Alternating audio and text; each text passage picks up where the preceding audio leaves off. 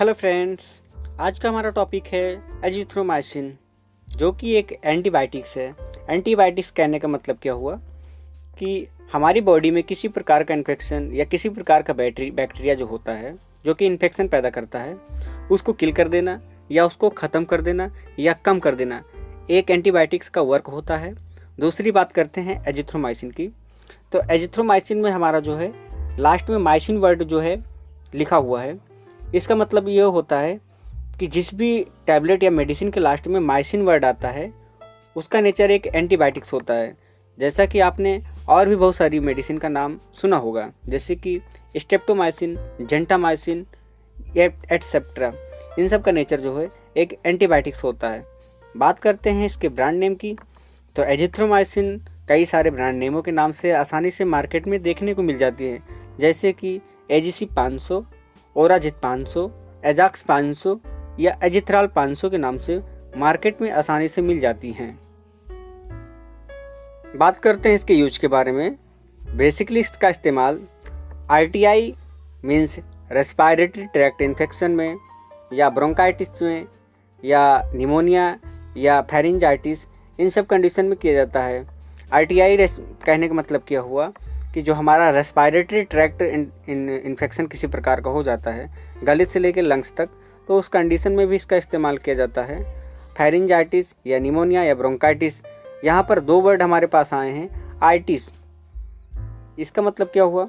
इसका मतलब यह हुआ कि जो हमारा ब्रोंकाइटिस या फेरिंजाइटिस है, तो इस वर्ड का मतलब ये हुआ कि जिस भी लास्ट में आइटिस वर्ड आता है वहाँ पर किसी प्रकार का स्वेलिंग या सूजन होता है, जिसकी वजह से पेशेंट को बार बार खांसी आना, ये सब सिम्टम नज़र आते हैं। उस कंडीशन में भी इसका इस्तेमाल एजिथ्रोमाइसिन का किया जाता है। बात करते हैं अगले यूज के बारे में।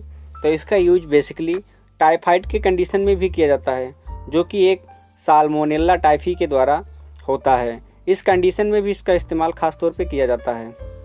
बात करते हैं अगले यूज के बारे में। तो इसका यूज जो है यूटीआई इन्फेक्शन में भी किया जाता है। यूटीआई कहने का मतलब क्या हुआ कि यूरिनरी ट्रैक्ट इन्फेक्शन, किसी प्रकार का जो है पेशाब में जलन होना या पेशाब का रुक रुक के आना, इन सब कंडीशन में इसका इस्तेमाल खास तौर पे किया जाता है। बात करते हैं अगले यूज के बारे में। तो इसका इस्तेमाल जो है जेनाइटल इन्फेक्शन में भी किया जाता है, जैसा कि हमारे जेनाइटल पार्ट में किसी प्रकार का इन्फेक्शन हो जाता है, उस कंडीशन में भी इसका इस्तेमाल। अब बात करते हैं इसके डोज के बारे में। तो हमारा कोई भी डोज होता है उसे बॉडी वेट के हिसाब से कैलकुलेट किया जाता है या दिया जाता है। तो जैसा हमारे पास कोई पेशेंट अगर 1 kg का है तो उसे 10 mg का दिया जाएगा और 1 a दिया जाएगा, दिन में एक बार दिया जाएगा खाना खाने के बाद।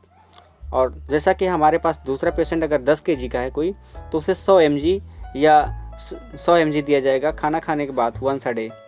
और हमारे पास जो तीसरा पेशेंट है अगर वो 50 kg का है तो उसे 500 mg दिया जाएगा। यहीं पे बात करें, अगर 500 mg को अगर 2 बार में मतलब कि देना हुआ तो उसे 250 mg करके दिन में 2 बार करके खाना खाने के बाद बीडी दिया जा सकता है या दिया जाता है। अब बात करते हैं इसके साइड इफ़ेक्ट के बारे में। अगर पेशेंट में एब्डोमिनल पेन या स्टमक पेन या पेट में मरोड़ ऐसा कोई सिम्टम नज़र आता है तो उस कंडीशन में इसका इस्तेमाल बंद करना है या उसे नहीं देना है या कम कर देना है, छोड़ ही देना है।